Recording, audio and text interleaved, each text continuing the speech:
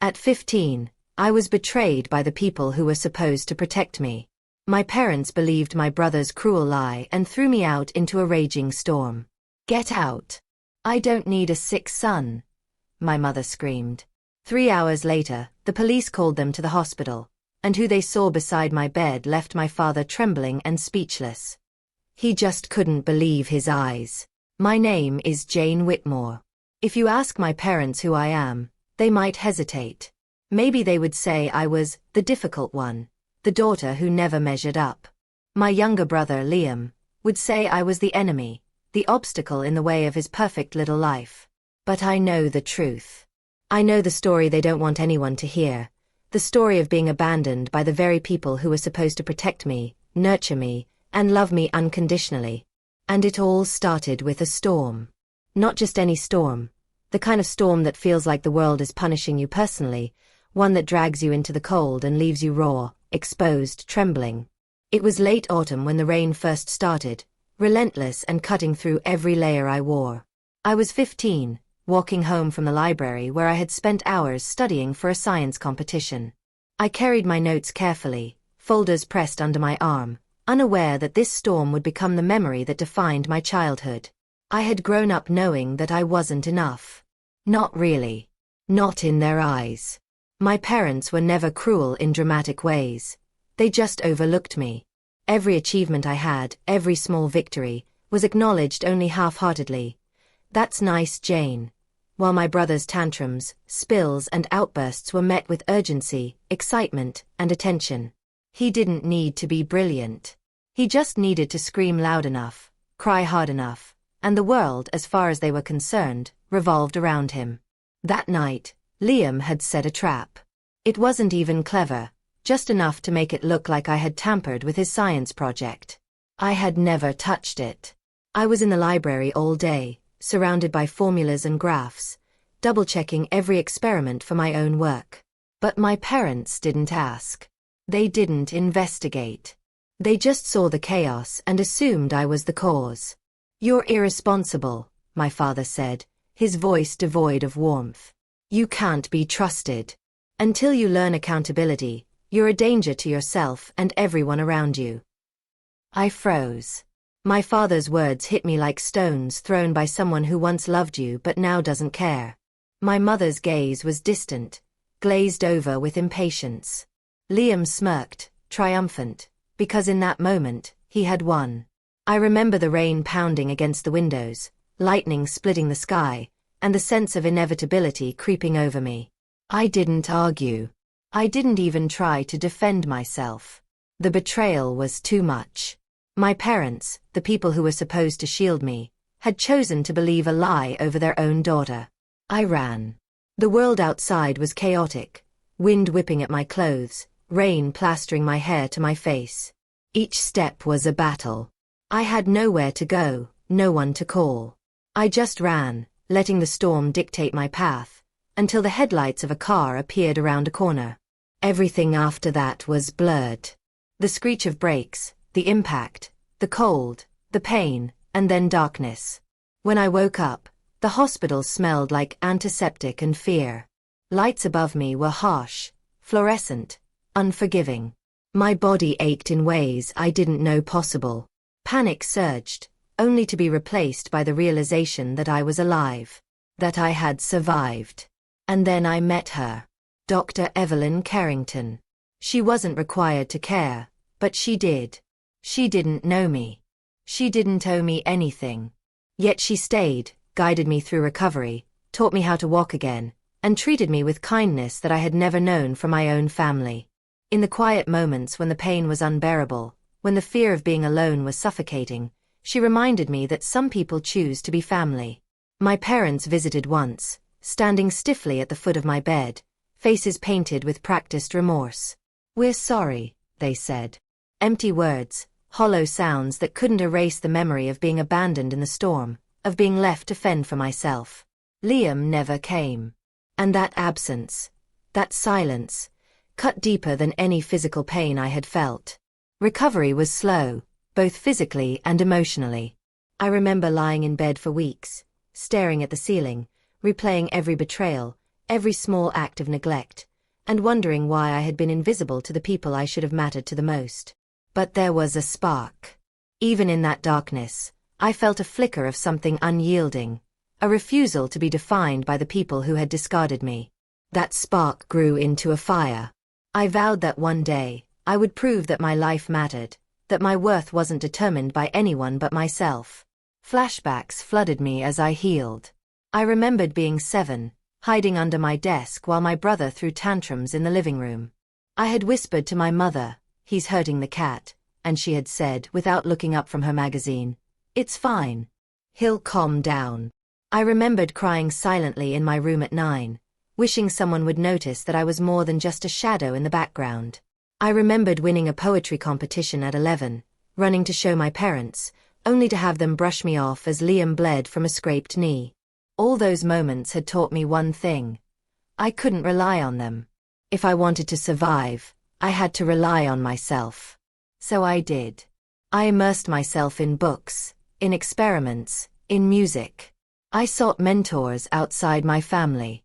I found friends who saw me, who believed in me, who treated me like a human being, not an afterthought. I studied, worked tirelessly, built skills, and embraced every opportunity that came my way. Every small success was a rebellion against the idea that I was nothing, every achievement a declaration that I existed, that I mattered. By the time I was 17, I was ready to step into a world where I was seen. I transferred schools, earned scholarships, and surrounded myself with people who nurtured my talents rather than stifling them. I thrived academically, socially, and emotionally, building a life that my parents couldn't touch, no matter how they tried. Years later, I would return to that stormy night in my mind often, analyzing every detail. What if I had run a different path? What if I had confronted my parents? What if I hadn't survived? The questions never stopped, but neither did I. I learned to take the storm and turn it into fuel, to let betrayal sharpen my resolve instead of breaking me. Now, at 28, the moment of reckoning was near. Liam, the brother who had destroyed my sense of self, the one my parents always favored, was being celebrated at a university event for young innovators. My parents would be there, smiling, unaware that the girl they had abandoned, the girl they never believed in, was the keynote speaker, the one who had transformed lives, built programs, and achieved heights they thought were impossible. I spent the week preparing, rehearsing my speech in the quiet of my apartment. Each line was carefully crafted to reflect resilience, triumph, and the unspoken truth that I was no longer the invisible child. The city outside buzzed with life, indifferent to my internal storm, but I barely noticed. My focus was absolute.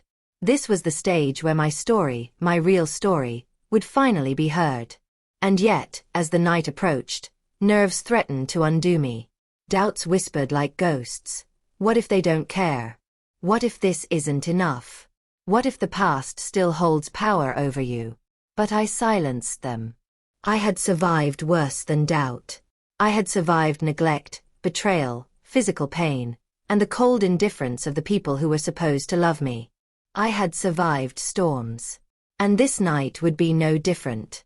As I looked out my window, rain beginning to fall softly again, I realized that storms weren't just destructive. They were transformative. They tested who you were, what you could endure, and whether you could rise from the wreckage. I had risen. And tomorrow, they would witness it. The night before the university event, I barely slept. My mind replayed every memory, every slight, every whisper of doubt I'd endured growing up.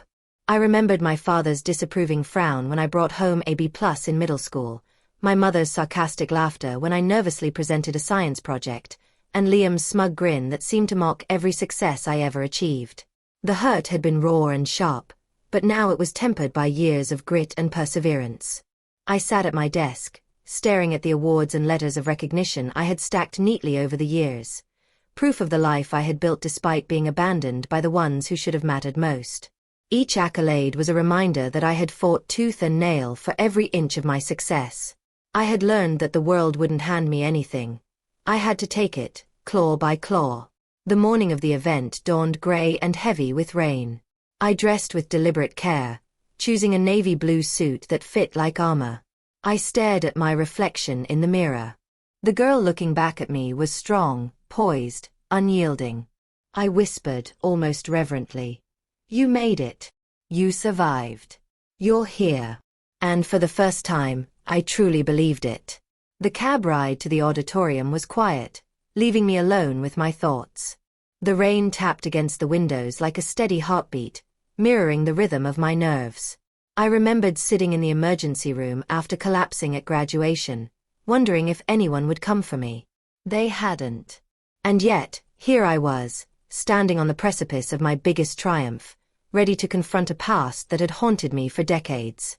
As the cab pulled up to the Grand University Auditorium, I took a deep breath. The air smelled of wet asphalt and hope, an odd combination that made my chest tighten. I walked inside, immediately engulfed by the hum of anticipation. Students chatting in clusters, faculty members exchanging nods, journalists prepping their cameras. And then I saw them. My parents were seated in the front row, impeccably dressed, smiling politely but stiffly. I could see the faint lines of surprise and unease in their expressions, the subtle guilt hidden behind forced smiles.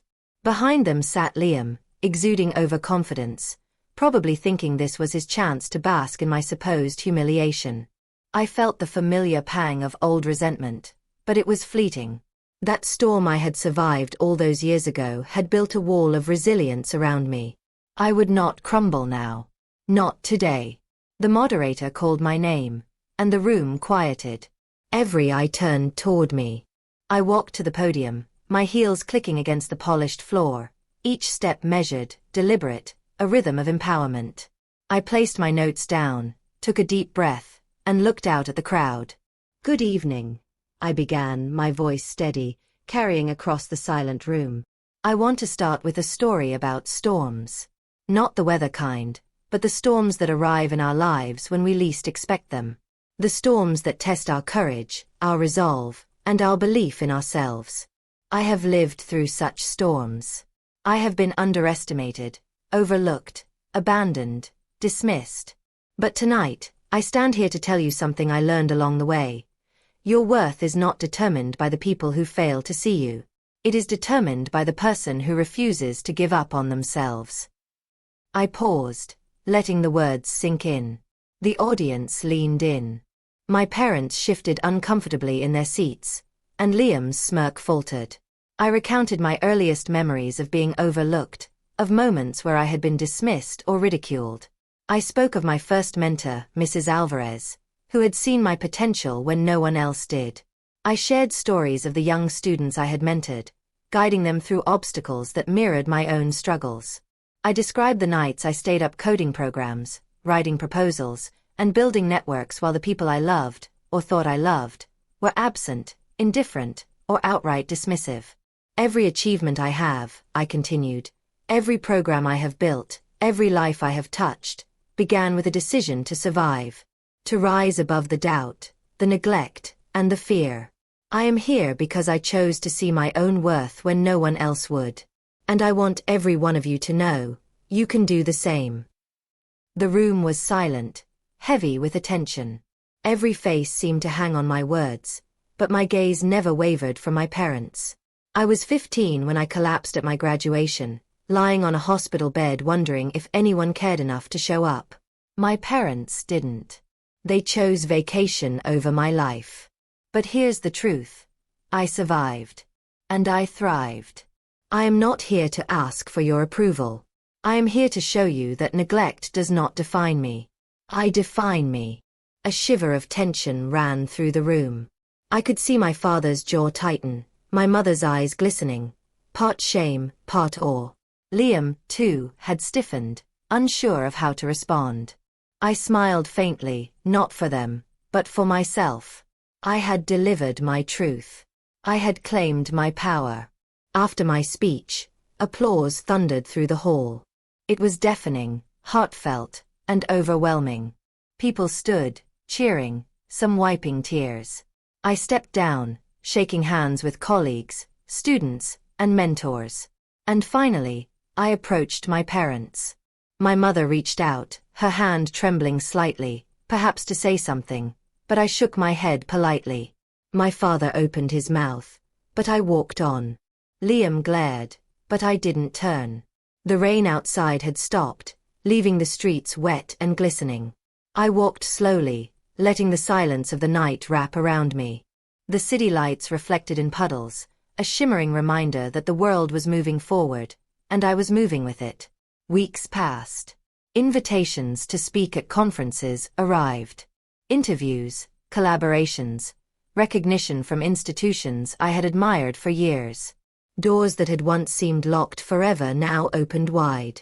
And yet, the most profound change was internal. I no longer needed approval from the people who doubted me.